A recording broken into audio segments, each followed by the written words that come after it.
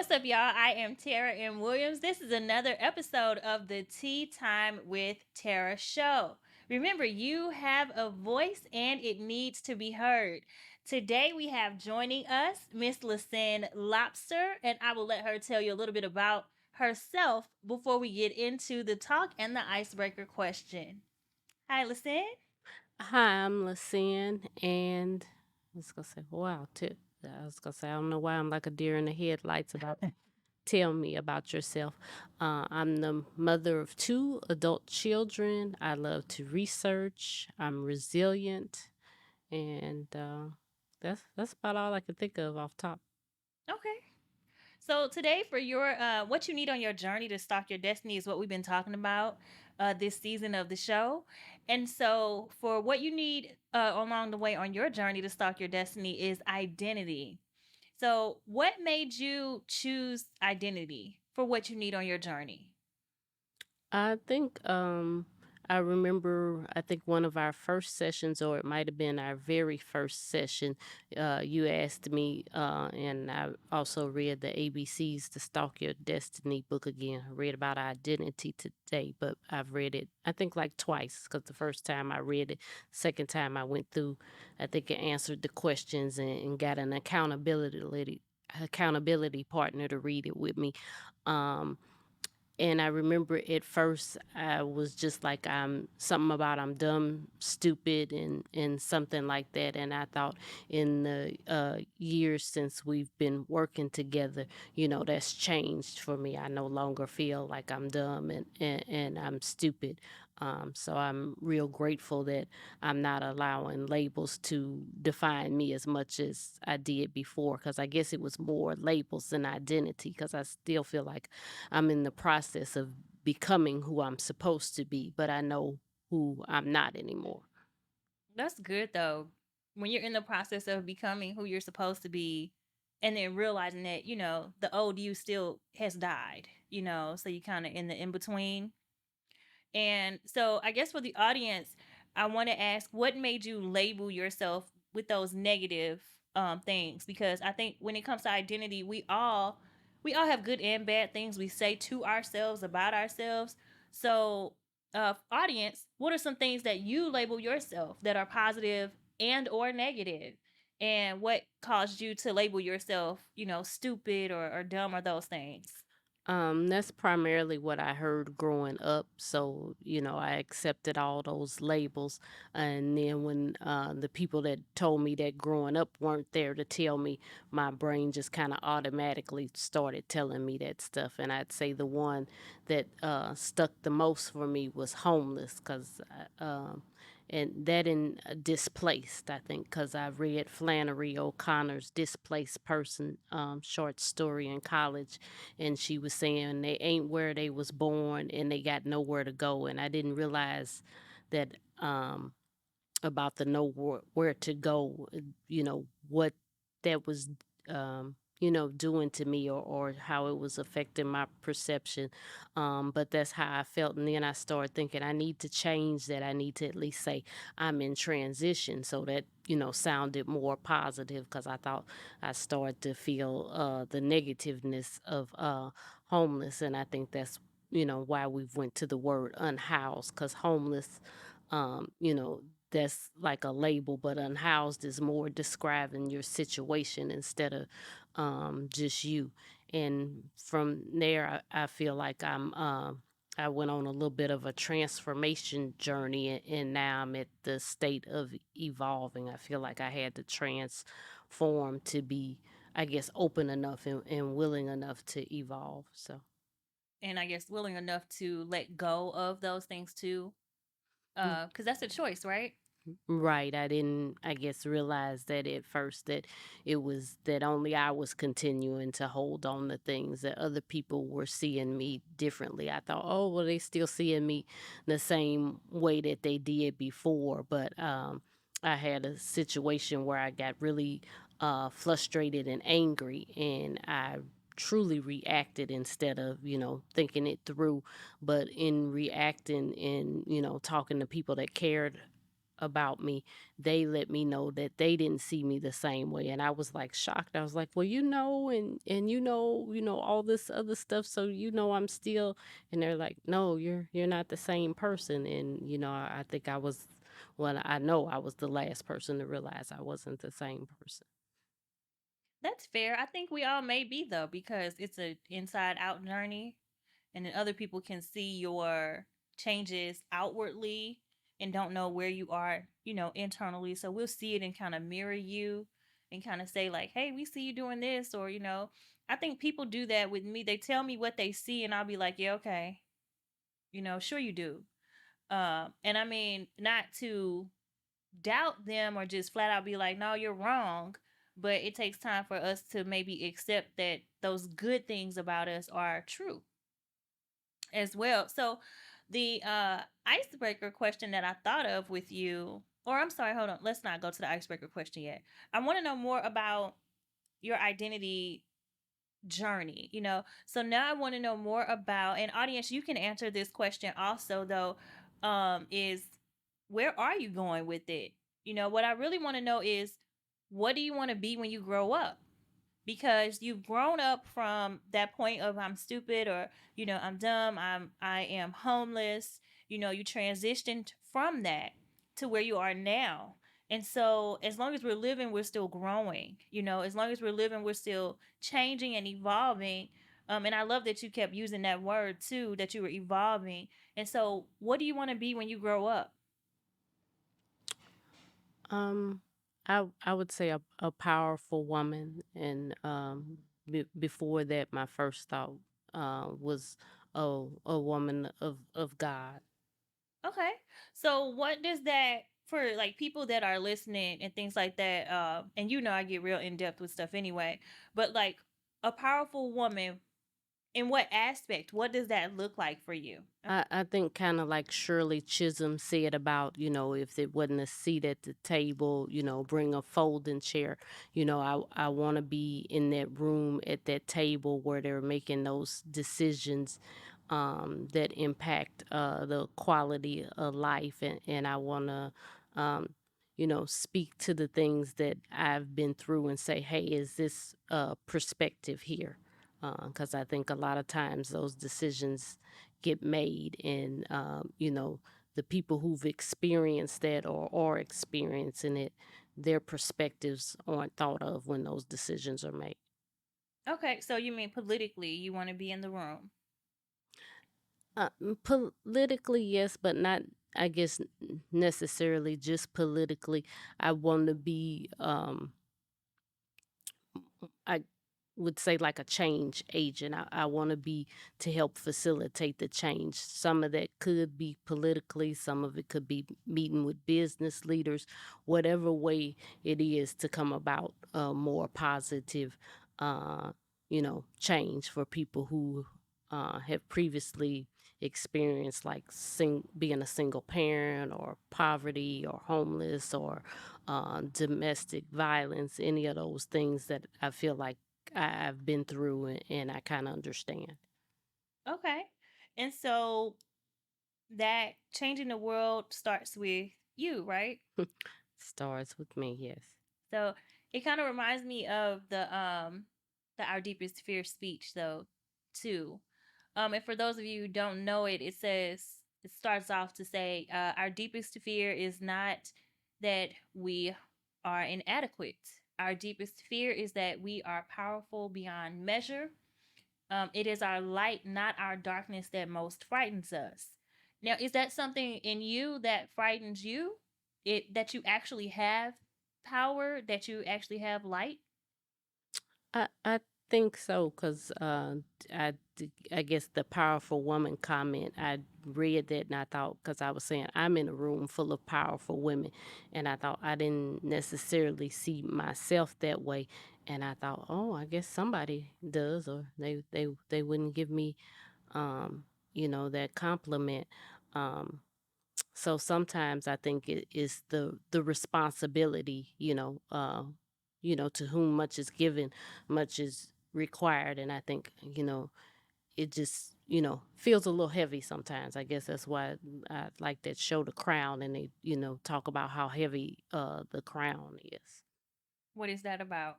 The Crown. It's about the royal family and I watched the first couple of seasons, and it was talking about the hard choices that Queen Elizabeth felt that she needed to make because she was the queen, and she didn't, she made decisions based on being the queen, not necessarily on her family or her friendships, and there were some costs because of course, I guess she would have liked to been a mother first, probably a wife first, and all these other things, but she felt it necessary to be the queen first. Okay. So then would you say that, the labels that we pick up matter? Oh, definitely. I think they matter, if I guess, one, if you believe them, because I know um I did a podcast on my own little show, and I was talking about identity. It was I had saw something TD Jakes did, and he was talking about the beggar, and that had became his identity. They didn't realize that he had a separate identity, and that's what made me start to think, oh, I had took on homelessness or as an identity, or being a victim, or whatever other negative thing, I took that on as identity. And even, later after I started letting go of those, I think work, became my identity. And I'm having to learn that, identity isn't, something outside of you. It has to be more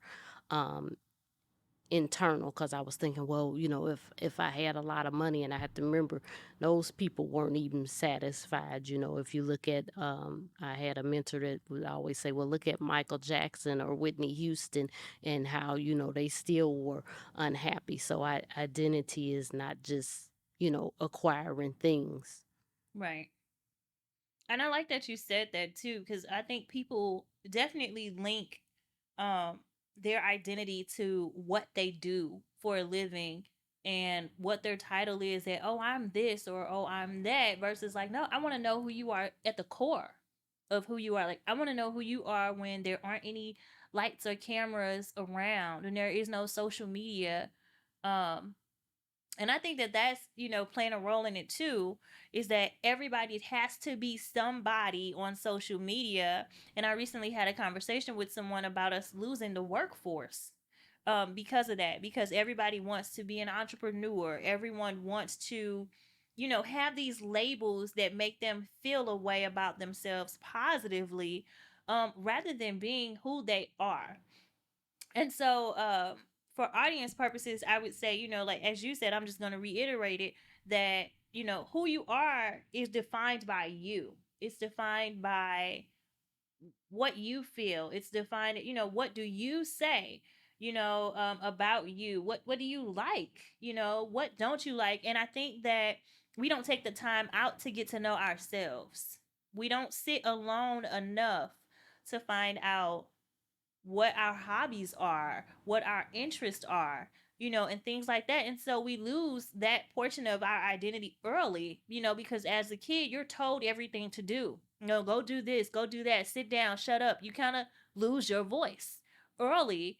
And then, you're able to take on what everybody else says around you versus having a space to navigate yourself and figure out, like, what do I like, And I think that that's important even for, because you mentioned single parents, but for single people, I think it's important that you don't get so attached to your relationship that you don't have a personality on your own, that you don't have things that you like or cultural things you want to do, to occupy your own time, because whether you're with someone or not, no matter what your relationship status is or business status or living arrangements, anything, whether you're with someone or not, or around other people. I've said it before on the show, everywhere you go, there you are. The one person you cannot outrun while you're stalking your destiny and on your journey is you. So I think it's important that people take the time and get to know themselves. So, what would you say is one or two of your like most favorite things to do?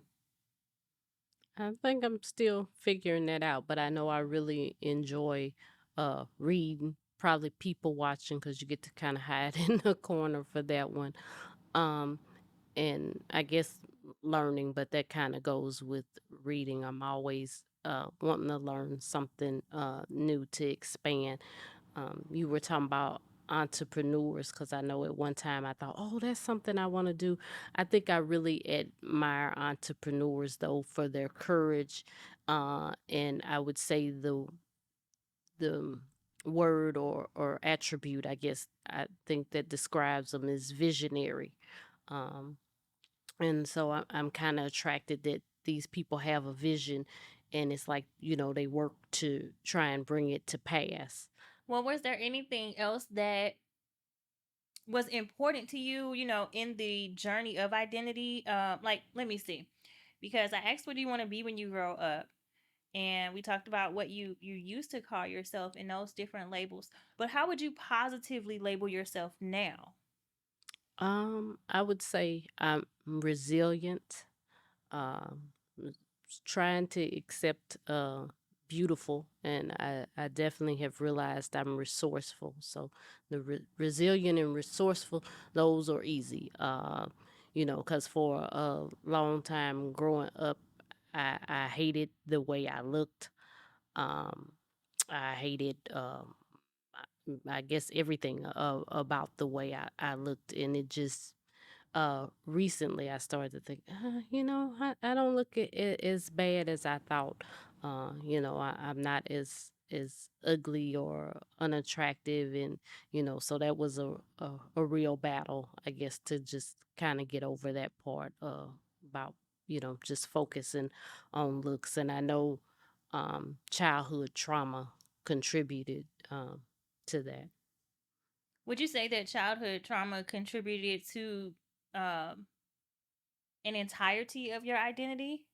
Oh yeah, it definitely defined me for a long time, and bitterness and resentment defined me for a long time. Because, like you were saying, growing up, everybody's telling you who you are, and then the minute I could break away, I got married. So it was like, Somebody else telling you what to do? somebody else telling me what to do, but there was not that time to really figure myself out or learn too much about myself. And then after I got married, I became a mom, so I had all these other labels, I guess, and kind of identities. I would say maybe for a brief period of time with reading, when I was trying to define for myself what it meant for me to be a black woman. When I was reading a lot of feminist stuff, that would be the only time that I was really trying to figure out for Ly Syin who, Ly Syin really is, or who I want Ly Syin to be. I guess maybe not who I really was, but trying to start to figure out who I was. Yeah. I had another guest previously on the show that talked about dissociative identity disorder. And so, just for me sharing as well, in terms of identity, I feel like before childhood trauma, I was probably very bubbly, and I was described as bubbly in high school, even though I feel like I was very standoffish. I felt like, I mean, I know I was pretty closed off, but the childhood trauma took my voice, and I feel like as bubbly as I could have been, I feel like that was stripped away due to that.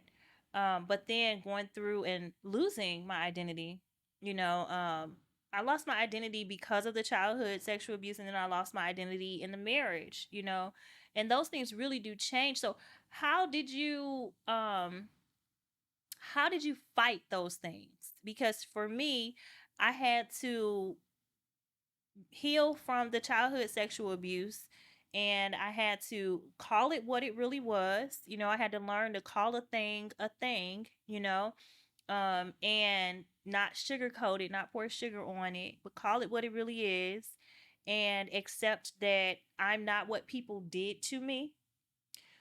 So that was a part of the fight for me, in healing and in taking that label, the labels that came with that, the dissociative identity disorder.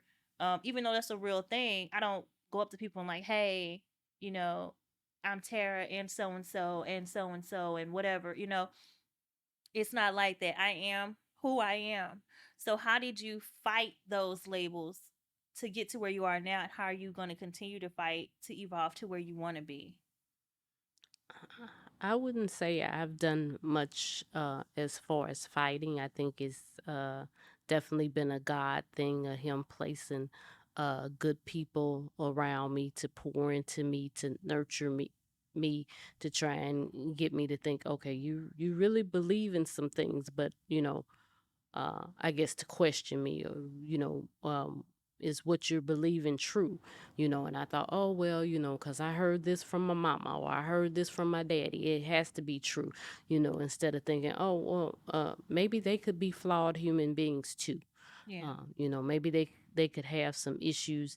Maybe everything that they said wasn't true. So it took, you know I'd say I have a support system, or a village that's helped coach me to thinking different and challenged me. So So would you say, because we know it takes a village to raise a child, right? But would you say that it takes a village to survive and thrive as an adult as well? oh, definitely. So how would people go about, like, if there's people watching and they need to rethink their circle, or they never even thought about that, having a support team for themselves, because we get older, we have kids, and then we want a village for our kids. How would you or what would you say to someone that wants to know, like, how do I even start to do that? I think the first thing I would say is get a life coach. I think I've had probably like three life coaches, and that's always been the best decision. At first I was like, I don't know what life coach is. I don't have a clue. It like you say, in survival mode, it was something that had never occurred to me, but I'm so grateful that I got introduced to the concept. And I've always found people that maybe I couldn't always pay their whole fee or whatever, but I'm like, hey, are you willing to take somebody at a sliding scale, or and Bartering. bartering? Yeah, somebody that has been willing to work with me, and that has definitely been one of the best decisions um to take advantage of life coaching that I've ever made. Okay. So is there anything that you want people to think about, or you want to leave them with, in terms of identity? Because we are talking about stalking your destiny. And so this is what you need along your journey. And so what would you want somebody else to know if they're watching this, and they just want to take away, if outside of all the stuff we already said? I don't know if I have a real good takeaway necessarily, but I know that word destiny, it was resonating with me, and that's why I chose you as a coach when I saw that title, because I thought, oh, I like that word. Because I guess again, kind of with the displaced person, I knew I wasn't where I was supposed to be, or who I was supposed to be, that some things needed to change, and it was like I didn't know how on my own to get there. But I thought, um, I knew at one point I worked for a really good company, but I wasn't happy, and I Mhm. knew, okay, well, I need to do, something else, and I knew in my life I just felt like I was stuck, and I was like, I know I'm supposed to do more, and I thought, well, let me try and find somebody to help push me, to do more. So I would just say, be probably be willing to be vulnerable and ask for help. I think that's the best takeaway I could give. Well, I think that um I would say too, when you're looking for your identity again, is to just really, really prioritize taking that time for yourself. Because in that you'll see where you need help and what you need help with. And that way you can determine what kind of person you want to be with identity, and determine the direction you want your life to go. All right. Any final words that you wanted to share? I think I just tell them what you tell them: stalk your destiny. Thank you. Well, thank you for being on the show today. You guys, this is Ly Syin Lobster. I am Tarah M. Williams. Remember, you have a voice and it needs to be heard. Until next time.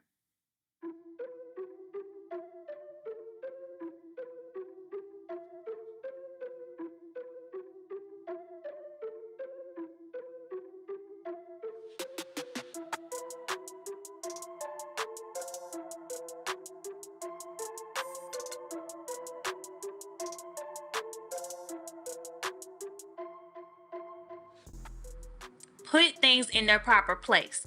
And when you put things in their proper place, then you're able to see how much more time you have to focus on other things. And if your professional life, if your business life, if you're trying to make a life for yourself, if those things are not in order, then stop rushing to the comfort of a dependent person. Stop rushing to lean on someone else if you are not taking care of your own situation, your own life.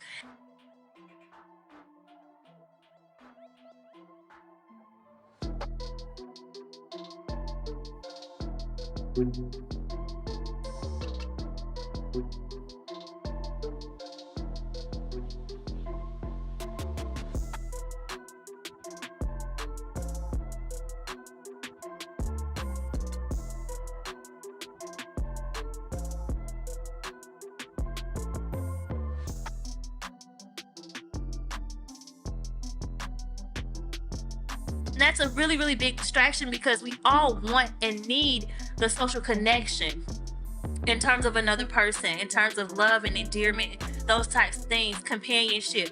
We need those things, but put them in proper place. And there's a saying, I think I've said it before, do what you have to do so that you can do what you want to do.